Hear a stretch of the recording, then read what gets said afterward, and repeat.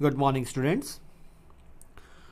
श्री रतनलाल कंवरलाल पाटनी राजकीय स्नातकोत्तर महाविद्यालय किशनगढ़ के YouTube channel CCE Raj Kishangarh पर आप सभी का स्वागत है।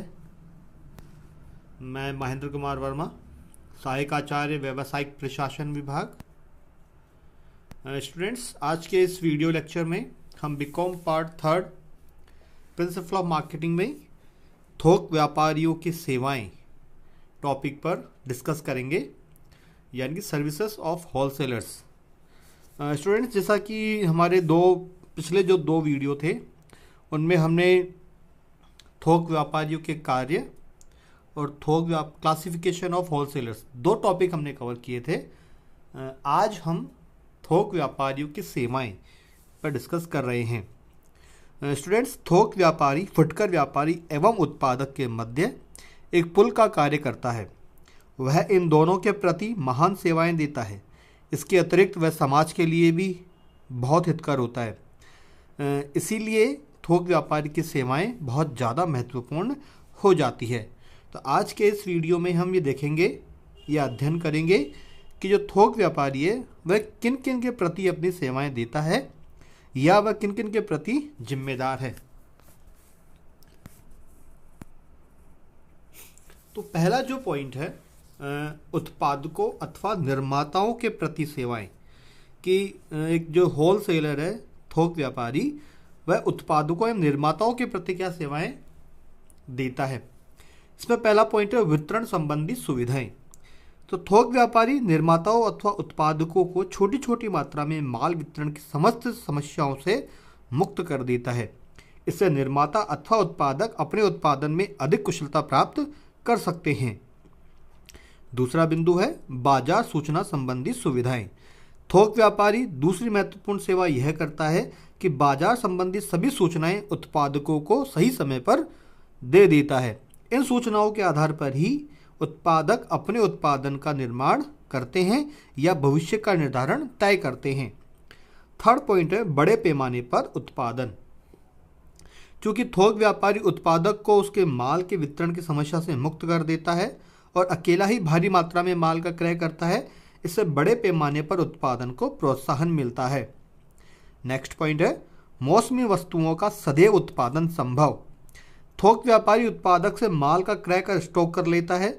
जो उद्योग मौसमी वस्तुओं का उत्पादन करते हैं और उनका माल मौसम के अभाव में नहीं बिकता, उस मौसम में उस उद्योग का माल थोक व्यापारी स्टॉक करके रख लेता है। इससे मौसम के अभाव में भी कारखानों में उत्पादन होता रहता है। अगला पॉइंट है वित्तीय सहायता। थोक व्यापारी प्राय उत्पादकों को माल के क्रयादेश के साथ ही माल के मूल्य का अग्रिम भुगतान भी कर देते हैं। इससे उत्पादक को काफ़ी वित्तीय सहायता मिल जाती है। अगला है माल के संग्रह से मुक्ति। प्राय थोक व्यापारी जब माल का क्रय आदेश भेजता है तभी उत्पादक माल का उत्पादन या निर्माणी कार्य करता है। अतः जो ही माल तैयार होता है त्यों ही उत्पादक थोक व्यापारी के पास माल भेज देता है। इसके परिणाम स्वरूप उत्पादक को माल के संग्रह से मुक्ति मिल जाती है। अगला पॉइंट है मूल्य स्थिरीकरण। थोक व्यापारी मूल्य की घटा बढ़ी को रोकने में सहायता पहुंचाते हैं। वे मंदी के समय माल संग्रह करते हैं और भावों में वृद्धि के समय बाजार में माल का विक्रय करते हैं। इससे मूल्य स्थिरीकरण बना रहता है। अगला है विदेशी व्यापारियों के संपर्क से लाभ। कई बड़े बड़े थोक व्यापारी अनेक देशों से माल का आयात तथा निर्यात करते हैं। इससे उत्पादक के माल का प्रचार होता है। इसके अतिरिक्त उत्पादक को विदेशी व्यापार में अपने माल की स्थिति का ज्ञान हो जाता है तथा माल का निर्यात करना भी संभव हो जाता है। अगला पॉइंट है 9वां या 9th पॉइंट माल का प्रमापीकरण तथा श्रेणीयन। स्टूडेंट्स, थोक व्यापारी माल का प्रमापीकरण एवं श्रेणीयन भी करते हैं। इससे माल के गुण एवं किस्म के प्रति लोगों का विश्वास बढ़ता है। नेक्स्ट पॉइंट है विज्ञापन तथा विक्रय संवर्धन। थोक व्यापारी उत्पादक के माल का विज्ञापन करता है। इतना ही नहीं, वह विक्रय संवर्धन के साधनों का प्रयोग कर विक्रय वृद्धि में भी प्रयास करता है या सहायता करता है। तो स्टूडेंट्स, ये जो 10 पॉइंट हैं ये एक थोक व्यापारी उत्पादकों अथवा निर्माताओं को एक प्रकार से सेवाएं देता है। इन सेवाओं के आधार पर ही जो उत्पादक और निर्माता है वो भविष्य की अपनी योजनाएं बनाते हैं। नेक्स्ट है फुटकर व्यापारियों के प्रति सेवाएं, यानी कि एक जो थोक व्यापारी है वो फुटकर व्यापारियों को क्या क्या सेवाएं देते हैं। पहला है आवश्यकता अनुसार माल की पूर्ति।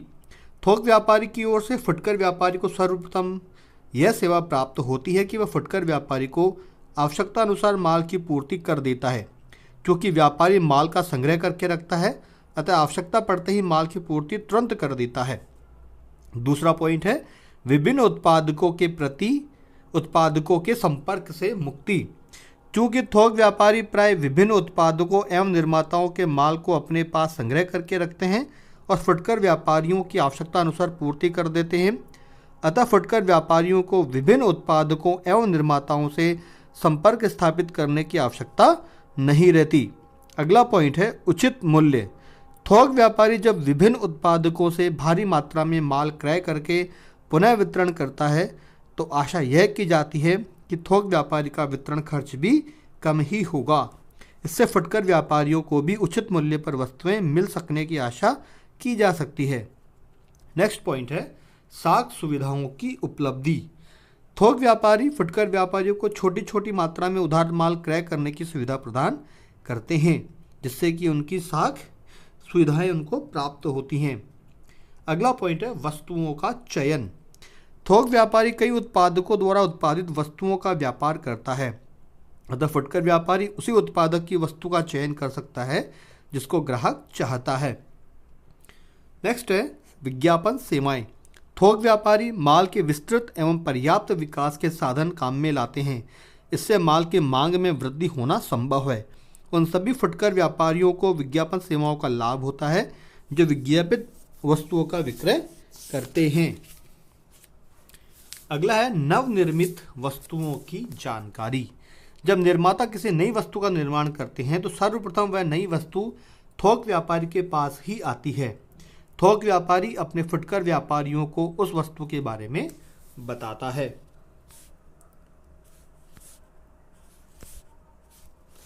आठवां पॉइंट है यातायात की सुविधा, यानी कि ट्रांसपोर्टिंग फैसिलिटी।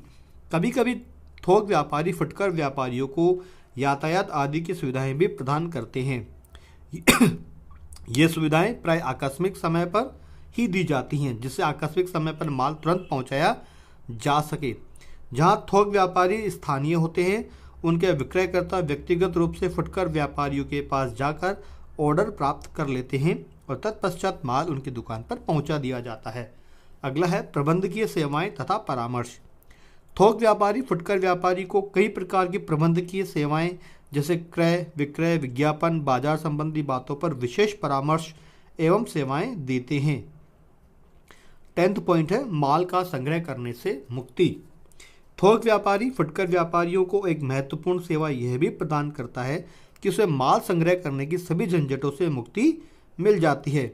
आवश्यकता अनुसार छोटी छोटी मात्रा में जब चाहे थोक व्यापारी से माल का क्रय किया जा सकता है।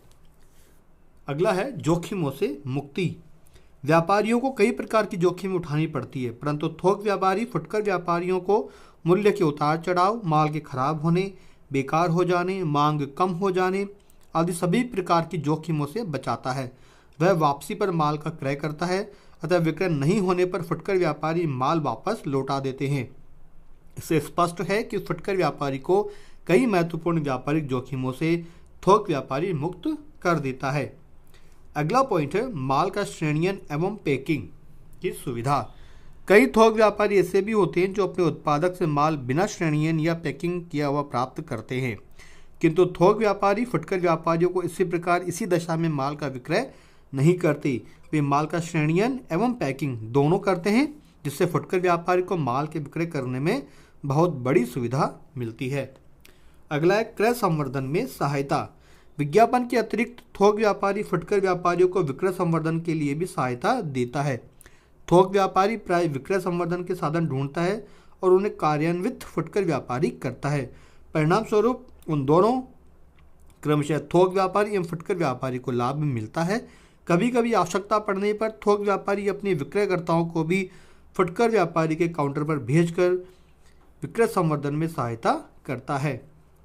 नेक्स्ट पॉइंट है विक्रय प्रशिक्षण। कभी कभी थोक व्यापारी फुटकर व्यापारियों के विक्रयकर्ताओं के प्रशिक्षण की व्यवस्था भी करते हैं, जिससे फुटकर व्यापारी अपने अधिकाधिक विक्रय के लक्ष्य को प्राप्त करने में समर्थ हो पाते हैं। नेक्स्ट पॉइंट है समाज के प्रति सेवाएं, यानी कि होलसेलर यानी कि थोक व्यापारी है, उसका समाज के प्रति उसकी क्या क्या सेवाएं हैं। पहला है रुचि के अनुकूल वस्तुओं की प्राप्ति। चूंकि थोक व्यापारी अपने उत्पादकों की वस्तुओं की संग्रह करके रखता है, फुटकर व्यापारी उन वस्तुओं में से अपने ग्राहकों को इच्छानुसार वस्तु का क्रय करके अपनी दुकान पर रखता है। इससे समाज के व्यक्तियों को अपनी रुचि के अनुसार वस्तुओं की प्राप्ति होती है। दूसरा पॉइंट है समान मूल्य। प्राय एक क्षेत्र में एक ही थोक व्यापारी नियुक्त किया जाता है और सभी फुटकर व्यापारियों को समान मूल्य पर वस्तुओं का वितरण करता है। परिणाम स्वरूप समाज के सभी व्यक्तियों को समान मूल्य पर वस्तुओं की उपलब्धि संभव है। नेक्स्ट पॉइंट है उचित मूल्य। थोक व्यापारी कम लाभ पर माल का विक्रय करता है तथा कभी कभी फुटकर व्यक्तियों द्वारा लिए जाने वाले मूल्यों पर भी नियंत्रण करता है। कभी कभी तो थोक व्यापारी वस्तु की पैकिंग पर ही वस्तु का मूल्य लिख देते हैं। परिणाम स्वरूप फुटकर व्यापारी को मुनाफाखोरी का अवसर नहीं मिल पाता और ग्राहकों को उचित मूल्य पर वस्तुएं उपलब्ध हो जाती हैं। फोर्थ पॉइंट है विशिष्टीकरण का लाभ। थोक व्यापारी उत्पादकों से भारी मात्रा में माल क्रय करके बड़े पैमाने के उत्पादन पर विशिष्टीकरण के लिए प्रेरित करता है। फलस्वरूप समाज को अपनी अच्छी वस्तुएं कम मूल्य पर उपलब्ध हो जाती हैं। फिफ्थ पॉइंट है बाजार अनुसंधान का लाभ। आजकल थोक व्यापारी बाजार अनुसंधान करते हैं। इससे समाज की आवश्यकताओं, पसंद नापसंद, इच्छा आदि का ज्ञान प्राप्त करके उत्पादक को उसी प्रकार के माल के उत्पादन की सलाह देते हैं। परिणाम स्वरूप समाज को अपनी इच्छानुसार आवश्यकता की वस्तुएं उपलब्ध हो जाती है। छठा है मूल्यों में घट बढ़ पर रोक। यह सर्वविदित है कि थोक व्यापारी माल का संग्रह करके रखता है। जब मूल्य गिरने लगते हैं तो माल का विक्रय बंद कर देता है और जब मूल्य बढ़ने लगते हैं तो माल अधिकाधिक मात्रा में विक्रय के लिए बाजार में रखता है। इससे मूल्य में घट बढ़ नहीं हो पाती और समाज के जीवन स्तर में किसी प्रकार का विपरीत प्रभाव नहीं पड़ता। और लास्ट पॉइंट है विज्ञापन। थोक व्यापारी वस्तु का विज्ञापन करते हैं, इससे अनेक लाभ समाज को प्राप्त होते हैं। तो आज के इस वीडियो में इतना ही।